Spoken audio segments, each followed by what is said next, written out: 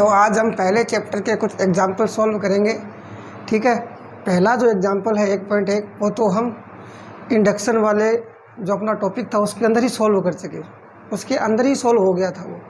अपन सबसे पहले बात करेंगे एग्जाम्पल नंबर 1.2 की। तो एग्जाम्पल 1.2 क्या है वो क्वेश्चन देख लीजिए पहले आप। इसके अंदर उसने कह रखा है कि अगर 1 सेकेंड में 10 की पावर 9 इलेक्ट्रॉन अगर ट्रांसफ़र हो रहे हैं तो 1 कूलाम चार्ज को ट्रांसफ़र होने में कितना टाइम लगेगा। ये कह रहा है 10 की पावर 9 इलेक्ट्रॉन को ट्रांसफ़र होने में 1 सेकेंड लग रहा है। तो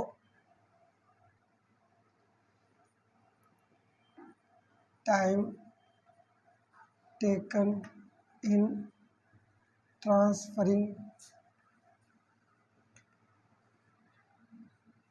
10 टू की पावर 9 इलेक्ट्रॉन्स, इनको ट्रांसफ़र करने में कितना समय लग रहा है, 1 सेकेंड। उसने 1 कूलाम चार्ज का पूछा है। तो पहले हम देख लेते हैं कि 10 की पावर 9 इलेक्ट्रॉन के अंदर चार्ज कितना होता है। तो अपने को पता है 1 इलेक्ट्रॉन के ऊपर कितना चार्ज होता है, 1.6 इंटू 10 टू की पावर -19 कूलाम। तो 10 की पावर 9 इलेक्ट्रॉन के अंदर कितना चार्ज होगा, मल्टीप्लाई कर दो।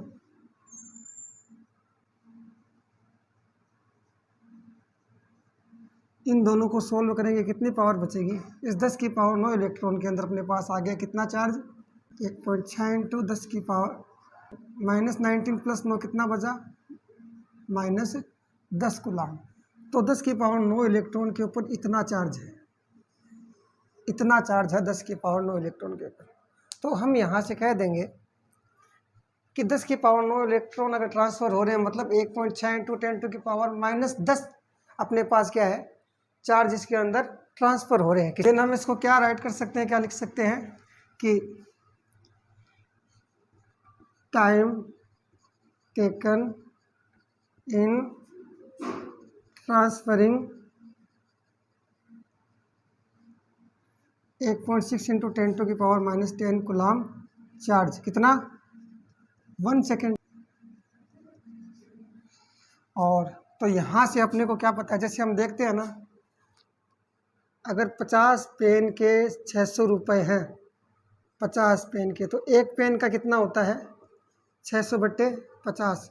वैसे ही 1.6 इंटू 10 टू की पावर -10 कूलाम को ट्रांसफ़र होने में 1 सेकेंड लग रहा है। तो यहाँ से 1 कूलाम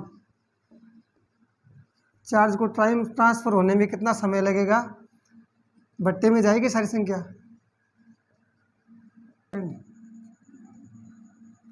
मात्रक। अब जब हम इसको आगे सॉल्व करेंगे तो ये अपने पास आ जाएगा 1.6 इंटू, तो है ही ये ऊपर जाएगा तो ये पॉजिटिव की हो जाएगी पावर, आगे सेकेंड है ही। और 1.6 को हम लिख सकते हैं 16/10, और इस 10 को हम भेज सकते हैं ऊपर। 1 10 अपने पास है ही, एक इधर से ले लो, 100 हो जाएगा, इधर एक पावर कम हो जाएगी। अब जब इसमें हम डिवाइड करेंगे तो अपने पास आएगा 6 पॉइंट, 2 बार गया उसके बाद में 8 बच्चा 16.80, इतना सेकंड। तो 1 कूलाम चार्ज को ट्रांसफ़र होने में अपने को इतना टाइम लगेगा, इतने सेकंड लगेंगे। अगर इसको हमें ईयर में कन्वर्ट करना है, कि अगर इसको हमें ईयर, जो अपने पास सेकंड्स आए हैं उसके हम अंदर हम किसका भाग लगा देंगे, 365 दिन होते हैं, 24 घंटे होते हैं, 60 मिनट 60 सेकंड। तो 1 वर्ष का हमने इसके अंदर भाग लगा। तो इस इतने का हम भाग लगाते हैं, इसके अंदर क्या बन जाएगा, ये वर्ष में कन्वर्ट हो जाएगा कि 1 वर्ष के अंदर कितने सेकंड होते हैं, इतने सेकंड। इतने का हम भाग लगाएंगे तो अपने पास क्या आ जाएगा, ये वर्ष में कन्वर्ट हो जाएगा। तो यहाँ से अपने पास जब सोल्व करेंगे तो ये अपने पास आएगा 198 ईयर, यानी कि 198 वर्ष, जिसको ऑलमोस्ट आप ये भी दिखाया गया है 200 ईयर्स। तो चाहे ये लिख दो चाहे ये लिख दो, करेक्ट आंसर अपना यही है। लगभग में बताया तो लगभग 200 साल। तो जो दूसरा एग्जाम्पल है इसके अंदर अपने को कह रखा है कि 1 कप वाटर के अंदर कितने पॉजिटिव चार्ज होंगे, कितने नेगेटिव चार्ज होंगे। कितने धनावेश होंगे, कितने ऋणावेश होंगे। लेकिन सबसे पहले अपने को मानना तो पड़ेगा ना कि अपने पास जो वाटर है वो है कितना। इसके लिए जैसे बुक में कंसीडर कर रखा है कि अपने पास जो वाटर है वो 250 ग्राम है, 250 ग्राम जल है, तो हम भी क्या कर लेंगे कि हम भी कंसीडर कर लेंगे, consider mass of 1 cup water. कितना मान लेंगे हम कि 250 ग्राम अपने पास जल है, 250 ग्राम अपने पास जल है, ठीक है। और अपने को क्या पता, जो अपने पास वाटर होता है, जल, जल का अणु क्या होता है अपने पास, मोलिक्यूल H2O होता है ना। इसके अंदर हाइड्रोजन तो 2 होते हैं, एक ऑक्सीजन होता है।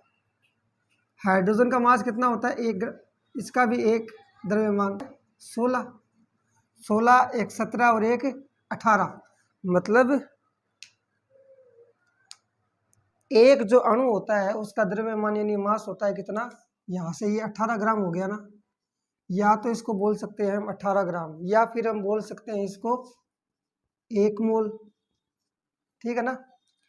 तो अपने को पता चल गया है कि भाई एक अणु, एक मॉलिक्यूल का मास कितना होता है, 18 ग्राम, ठीक है।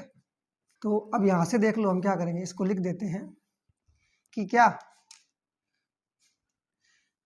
हमें अवोगाद्रो संख्या का क्या पता है, नंबर ऑफ molecules in 1 मोल, और 1 मोल का मतलब कितना है, 18 ग्राम, 18 ग्राम वाटर। 1 मोल जल के अंदर कितने होंगे, हमने क्या पता है, की पावर 23 मोलिक्यूल।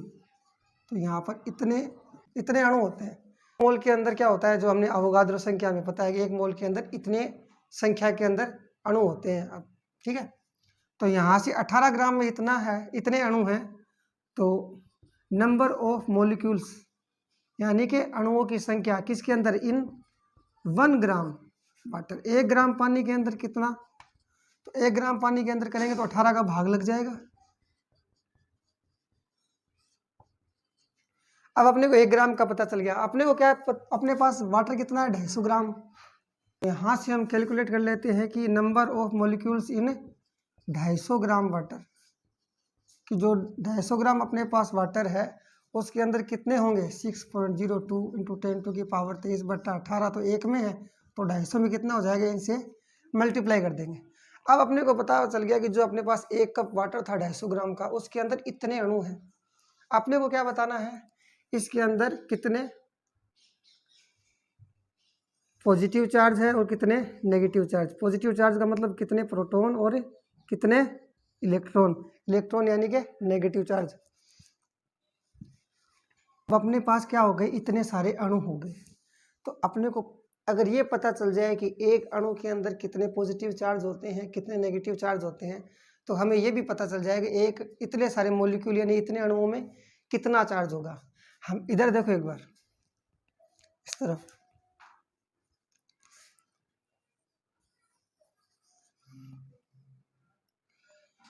हाइड्रोजन के अंदर क्या होता है, एक अंदर क्या होता है, एक ही प्रोटॉन होता है, एक ही इलेक्ट्रॉन होता है। और ऑक्सीजन के अंदर क्या होता है, 8 ही प्रोटॉन होते हैं, 8 ही इलेक्ट्रॉन होते हैं। समझ गए। तो जो अपने पास H2O का अणु है वाटर का, उसके अंदर कितने होंगे, 2, ये 8 है, 10 तो प्रोटॉन होंगे, 10 ही क्या होंगे, इलेक्ट्रॉन होंगे। मतलब पॉजिटिव चार्ज जितने होंगे उतने ही क्या होंगे, नेगेटिव चार्ज होंगे। तो अगर हमने पॉजिटिव चार्ज निकाल लिया तो वही संख्या नेगेटिव चार्ज की, ऋणावेश भी इतना ही है। अब अपने को पता चल गया कि एक अणु के अंदर 10 ही प्रोटॉन होते हैं, 10 ही इलेक्ट्रॉन होते हैं। तो हम सिर्फ पॉजिटिव चार्ज या नेगेटिव चार्ज निकाल लेंगे, दोनों की संख्या उतनी ही रहेगी। जितना पॉजिटिव चार्ज होगा उतना ही क्या होगा, नेगेटिव चार्ज होगा। अब तो यहाँ से हम क्या देख लेते हैं, यहाँ से हमें पता चल गया इसके अंदर कितने पॉजिटिव चार्ज है और कितने नेगेटिव चार्ज है। तो अगर एक अणु के अंदर इतना नेगेटिव चार्ज है, ठीक है, 10 इलेक्ट्रॉन के बराबर, तो इतने अणुओं में कितना चार्ज होगा, तो क्या बोलेंगे हम, नेगेटिव चार्ज इन 6.02 इंटू 10⁻23 बट्टा 18 इंटू 250 मोलिक्यूल्स ऑफ वाटर कितना होगा इसके अंदर अपने पास। इसको किससे गुणा कर देंगे हम, एक के अंदर अगर कितना है, एक के अंदर अगर 10 है तो सारे के अंदर कितना हो जाएगा, 10 ई से गुणा कर दो, 10 इलेक्ट्रॉन। अब इसको आगे सॉल्व करना है। हमने देखना था नेगेटिव चार्ज कितना है इन 250 ग्राम वाटर, और नीचे से लिख दिया 6.02 इंटू 10⁻23 बट्टे 18 गुणा 250 इंटू 10, और एक इलेक्ट्रॉन पे कितना चार्ज है, 1.6 इंटू 10⁻⁻90, इतना चार्ज। इस इक्वेशन को हम सोल्व करेंगे तो अपने पास आएगा 1.3377 और 10⁻7 कूलम, और इसको सोल्व करेंगे तो अब अगर इसको हम राउंड फिंगर में करें तो अपने पास ये कितना हो जाएगा, 1.34 इंटू 10⁻7 कूलम। ये अपना आंसर हो गया।